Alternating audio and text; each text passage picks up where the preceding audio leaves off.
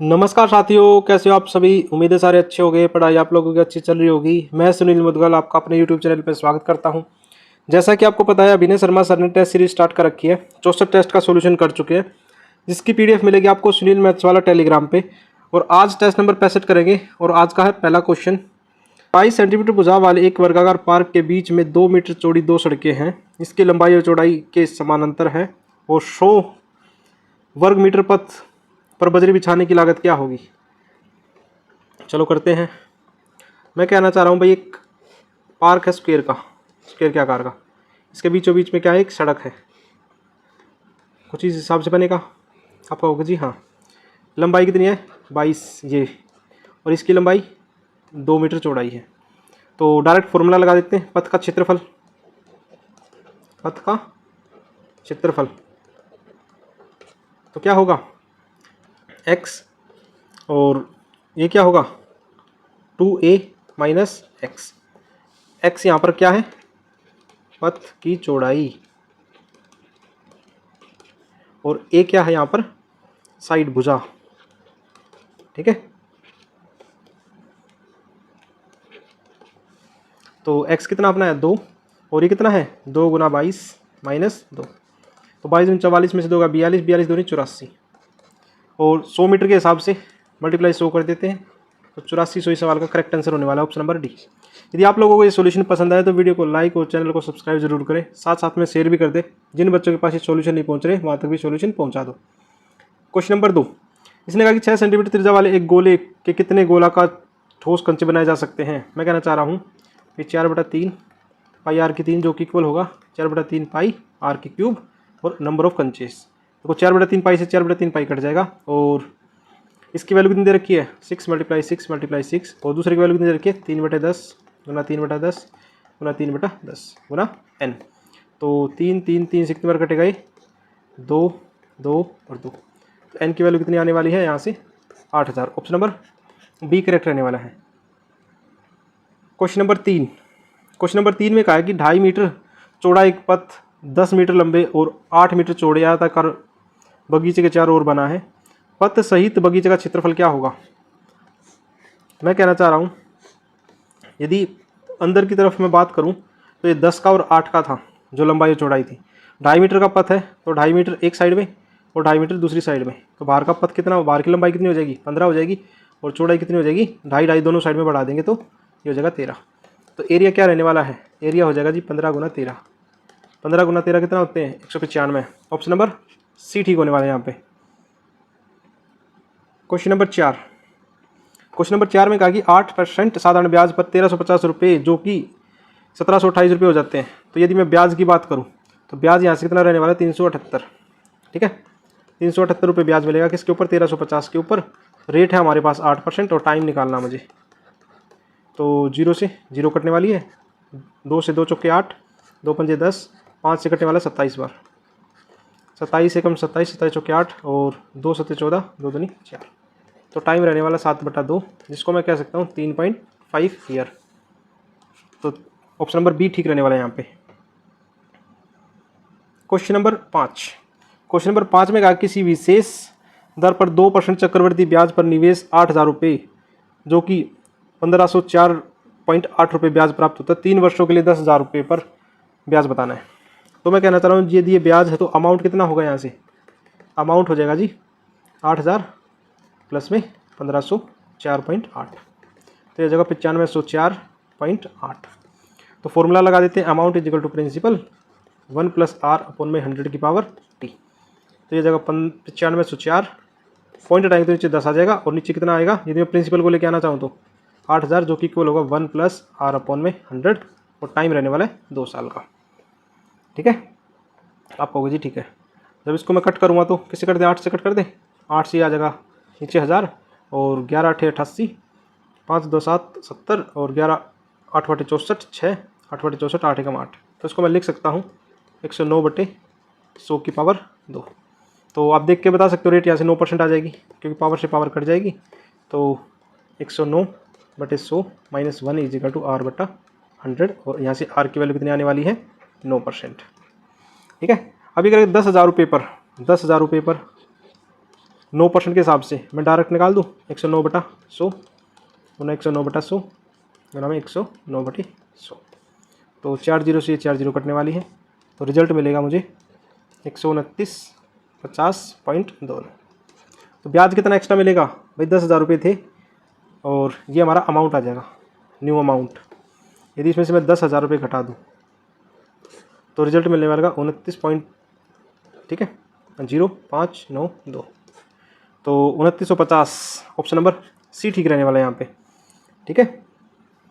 उम्मीद आप लोगों को समझ में आ गया होगा। क्वेश्चन नंबर 6, क्वेश्चन नंबर 6 में क्या है, देखो 81 को तो एसजीटीजी लिख लो और 11.11 को लिख सकते हैं कितना 1/9 प्लस में 30 का 30 लिखते हैं, इसको लिख देंगे कितना 40/300% और माइनस का 15। तो 0 से 0 कटने वाला, 30 से 30 कटेगा और 9 से 9 में 81, तो रिजल्ट रहने वाला 9 + 4 - 15। ऑप्शन हो जाएगा -2, जो कि ऑप्शन नंबर बी ठीक होने वाला है यहाँ पे, ठीक है। 6 क्वेश्चन कर चुके हैं। क्वेश्चन नंबर 7, क्वेश्चन नंबर 7 में कहा कि 45% ऑफ, 45% परसेंटेज हटाएंगे तो नीचे 0 आ जाएगा। 2025 ये किसका होता है, 45 का स्क्वायर होता है, डिवाइड बाई 1, तो 1 नीचे लिखेंगे और पॉइंट हटाएंगे तो 2 ऊपर 0 चले जाएंगी, जो कि इक्वल है, क्वेश्चन मार्क की जगह मैं x लिख रहा हूँ, x का स्क्वायर और डिवाइड बाई 25, ठीक है। 100 से 100 करने वाला है, तो इसको लिख सकता हूँ 45 का स्क्वायर मल्टीप्लाई 25 को मैं लिख सकता हूँ 5 का स्क्वायर, जो कि इक्वल होगा x स्क्वायर के। पावर से पावर कटने वाली है, तो x की वैल्यू कितनी आ जाएगी 225, जो कि ऑप्शन नंबर ए पे आंसर जाके करेक्ट हो जाएगा। क्वेश्चन नंबर 8, नंबर 8 में कहा है यदि 2√2 x की पावर 3 माइनस 3√3 y की पावर 3, इसको मैं ऐसे लिख सकता हूँ, ये फॉर्मूला बनेगा वैसे तो, देखो इसका x की क्यूब माइनस y की क्यूब, इसको मैं लिख सकता हूँ x माइनस वाई और x square plus Y square plus में xy, ये बनेगा। तो इसका एक फैक्टर तो क्या बनेगा, इसको ऐसे लिख सकता हूँ √2 x की पावर 3 माइनस √3 y की पावर 3, तो यहाँ से बाहर निकालेंगे तो क्या बनेगा √2 x माइनस √3 y और √2 x का होल स्क्वायर प्लस में √3 y का स्क्वायर माइनस में प्लस आएगा और √2 x मल्टीप्लाई √3 y। तो यहाँ से रिजल्ट रहने वाला कितना 2x स्क्वायर प्लस में 3y स्क्वायर प्लस में √6 xy, ठीक है। जब मैं इसका कंपैरिजन करूँगा तो यहाँ से हूँ तो ax स्क्वायर माइनस प्लस में cy स्क्वायर माइनस bxy, तो यहाँ से a की वैल्यू कितनी रहनी, यहाँ से a की वैल्यू मिलेगी 2, b की वैल्यू मिलेगी माइनस का √6 और c की वैल्यू मिलने वाली है 3। अब निकालना मुझे a root b root c, तो a का कितना होगा 2 की पावर 2 प्लस में -√6 की पावर 2 प्लस में 3 की पावर 2, तो रिजल्ट रहने वाला है 4 + 6 + 9, तो रिजल्ट मिलेगा √19 ऑप्शन नंबर ए ठीक हो जाएगा यहाँ पे, ठीक है। क्वेश्चन नंबर 9,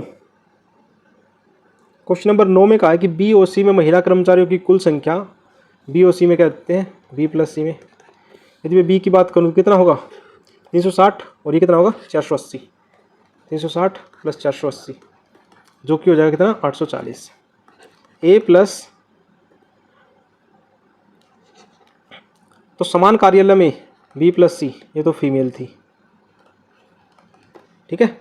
अब मेल की बात करें तो कितना होगा, ये कितना होगा 220 और 380, 220 + 380 400 200 600, तो महिलाएं कितनी ज़्यादा हैं आपका होगा जी 840/600 गुना में 100, 2 0 से 2 0 6 से कितने बार कटेगा, तो कितना प्रतिशत, ज़्यादा नहीं पूछा इसने, बस इतना पूछा कि कितना प्रतिशत है, तो कितना प्रतिशत है 140%, ऑप्शन नंबर बी ठीक हो जाएगा यहाँ पे।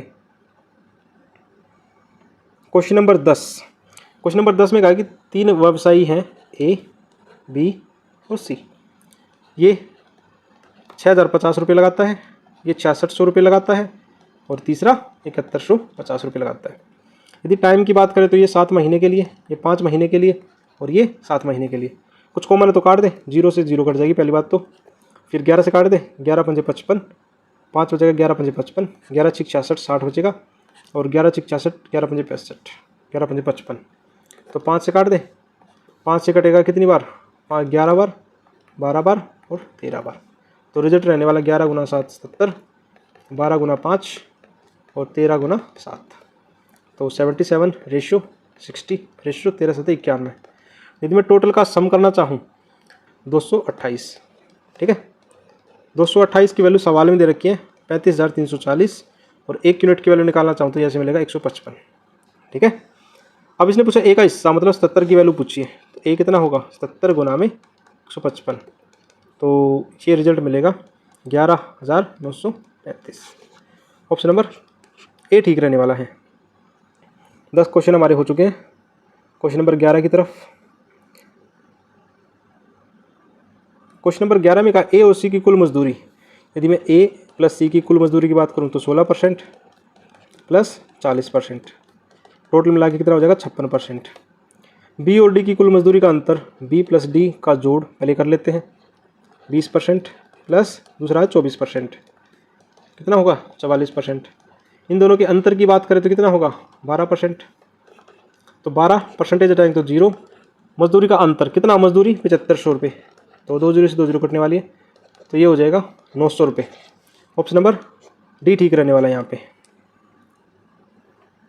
क्वेश्चन नंबर 12 में कहा है कि 1600 मीटर की दौड़ में ए और बी एक ही बिंदु ए की ओर से जा रहे हैं, मतलब एक 27 की स्पीड से और एक 45 की स्पीड से, तो पहली बार फिर से मिलेंगे, तो मैं कह सकता हूँ जी टोटल डिस्टेंस डिवाइड बाय दोनों का डिफरेंस, ठीक है। और इसको चेंज करेंगे मीटर पर सेकंड में, तो 5/18 से मल्टीप्लाई कर देते हैं, तो 1600 गुना में 18/5 गुना 18 से 18 कटने वाला और 5 से कितने बार कटने वाला है 20 बार, 320 बार, तो 320 सेकंड का समय लगेगा। ऑप्शन नंबर बी फिर ठीक हो जाएगा यहाँ पे।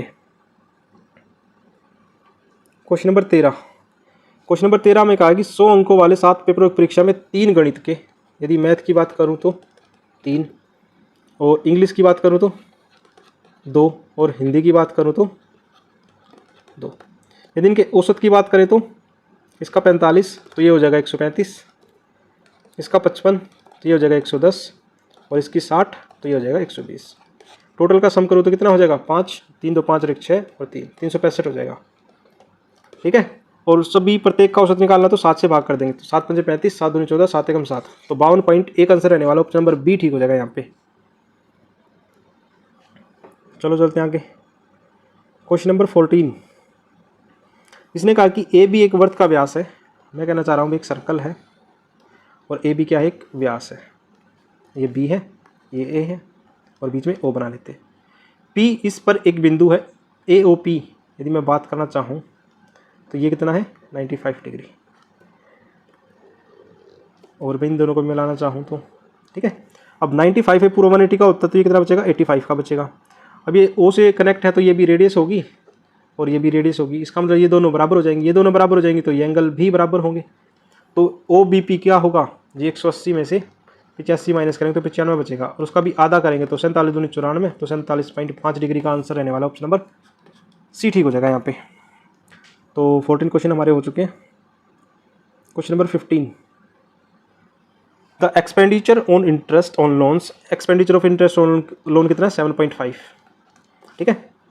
और more than the expenditure of tax, tax से कितना ज़्यादा है, टैक्स कितना है 5 है, तो कितना ज़्यादा है 2.5, यदि परसेंटेज में बात करेगा 2.5, 5 से ज़्यादा है और मल्टीप्लाई 100, पॉइंट हटाएंगे तो नीचे 0 आएगी, 50 से कटेगा तो 2 बार, तो 50% अधिक है। ऑप्शन नंबर बी ठीक हो जाएगा यहाँ पे।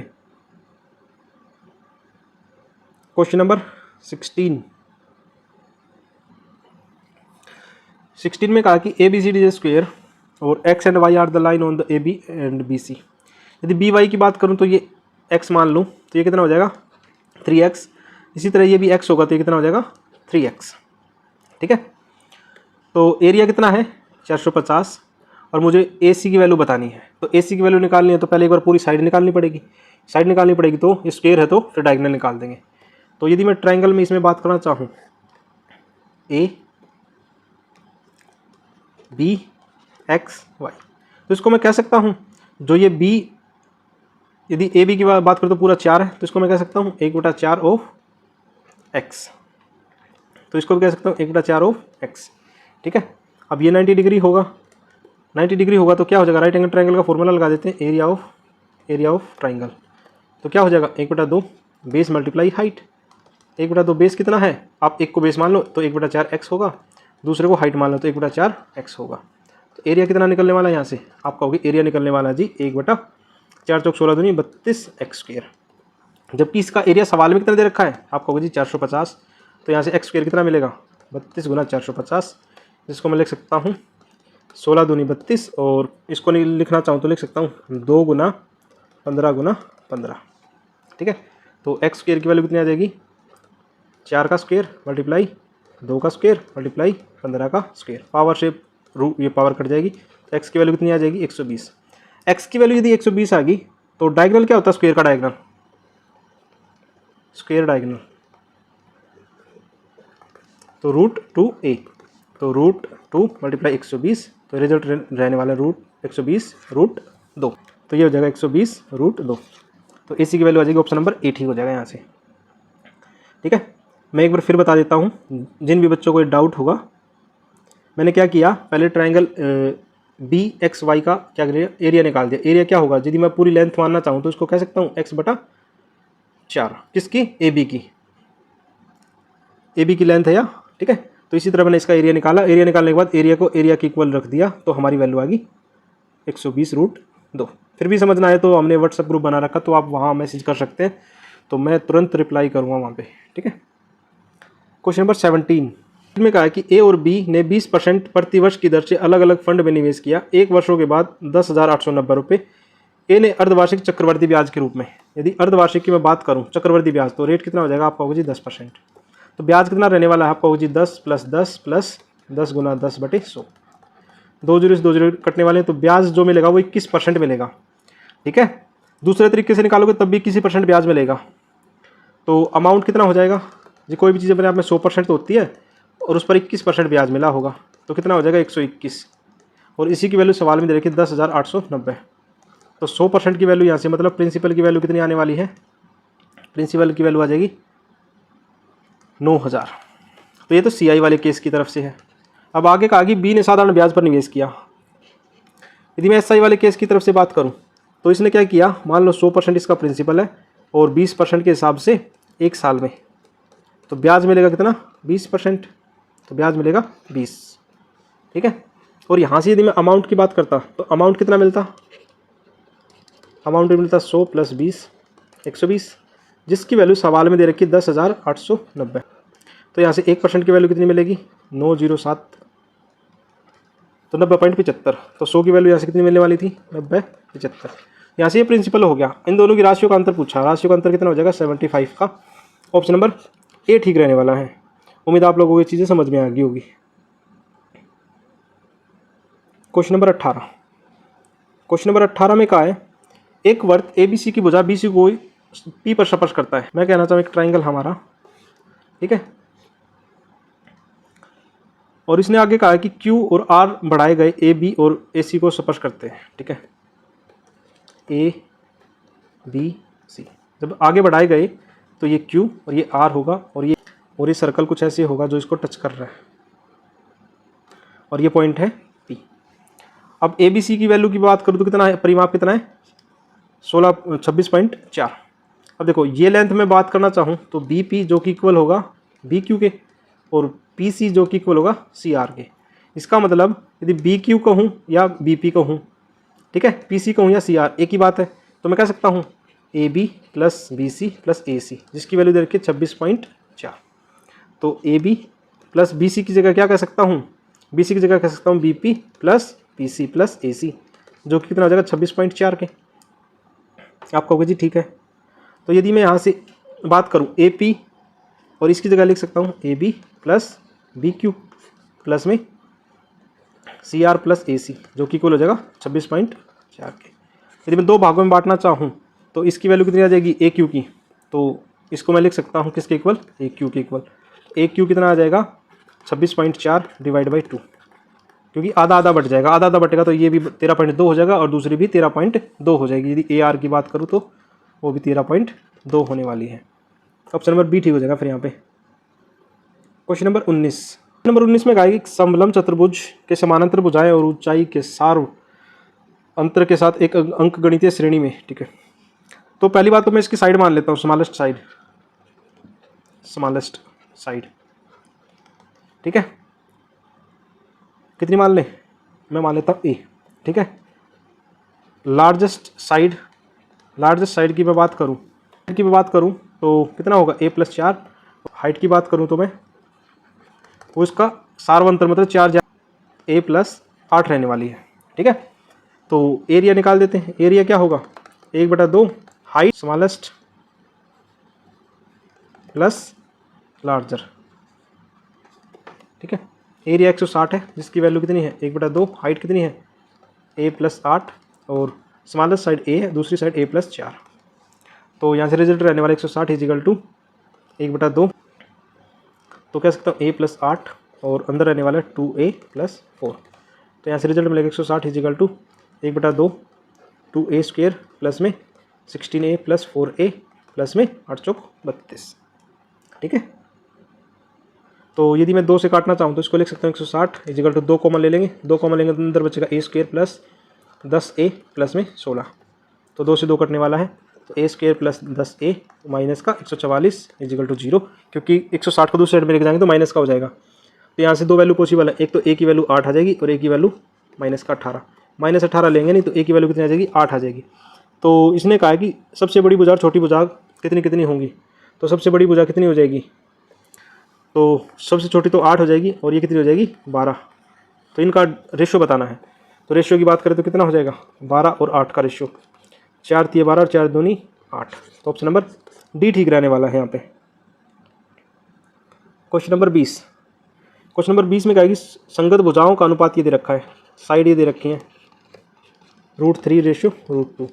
एरिया क्या होगा, एरिया इनका स्क्वायर हो जाएगा तो 3 और 2 की आ जाएंगी, क्योंकि एरिया स्क्वायर का हो जाएगा, स्क्वायर हो जाएगा इसका। तो ऑप्शन नंबर 20 का रहने वाला है A option 3:2। Question number 21। Question number 21 में कहा है कि मानव स्थान ए से चलना शुरू करता है, स्थान बी पर 29 घंटे में पहुंचता है।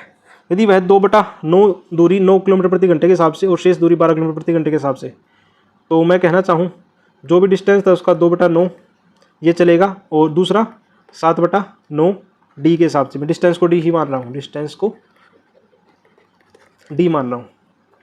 ठीक है, तो ये तो डिस्टेंस हो गया 2d/9 अपॉन में 9 किलोमीटर प्रति घंटा प्लस में 7/9 d अपॉन में 12 किलोमीटर प्रति घंटा। टोटल टाइम कितना लगा है 29। तो यहाँ से लिख सकता हूँ 2d अपॉन में 81 प्लस में 7d अपॉन में 108, जो कि इक्वल होगा 29 घंटे के। और एलसीएम लेना चाहूँ तो 324 हो जाएगा। तो ये 4 × 4 = 8d प्लस और ये जाएगा 3 × 7 = 21d, जो कि इक्वल हो जाएगा 21d, जो कि इक्वल होगा 29 के। इसको मैं लिख सकता हूँ 29d = 29 × 324। 29 से 29 कटने वाला, डिस्टेंस कितना आने वाला है 324। डिस्टेंस पूछ लिया था वो भी। बाकी 9 का मल्टीपल एक ही ऑप्शन है, क्योंकि इसमें 9 किलोमीटर प्रति घंटा डिस्टेंस मान ले 9 भी मानना होगा तो 9 का मल्टीपल ही रहने वाला है। तो ऑप्शन नंबर फिर भी बी ही होने वाला था।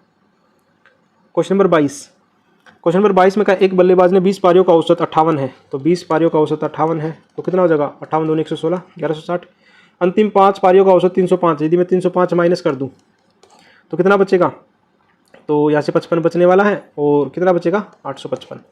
शेष पारियों का औसत मतलब 855/15, 15 से कितनी बार 15 × 5 = 75 और 15 × 7 = 105। ऑप्शन नंबर सी ठीक रहने वाला है यहाँ पे।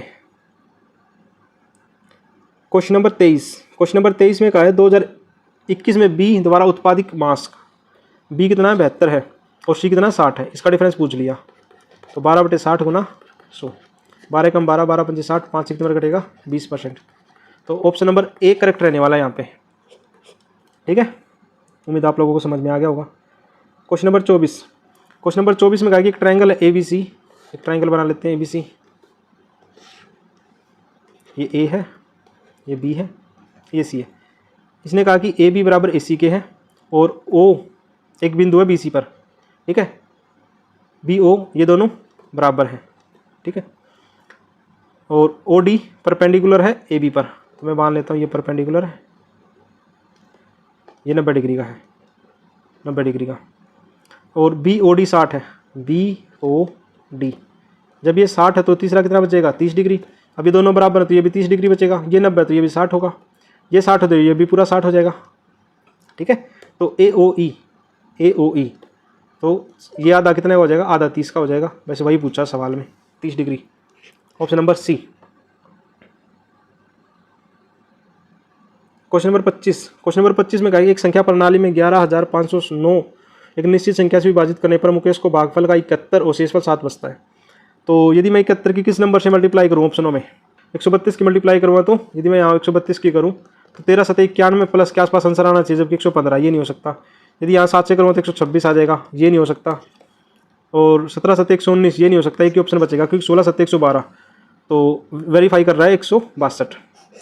यदि यहाँ मैं 162 की मल्टीप्लाई करूँ तो रिजल्ट मिलेगा 11,502 और उसमें 7 और जोड़ूँ तो 11,509 रिजल्ट मिलने वाला है। तो ऑप्शन नंबर डी ठीक हो जाएगा। आपने यहाँ तक की वीडियो देखी उसके लिए थैंक यू सभी का। ऐसे प्यार सपोर्ट बनाए रखें।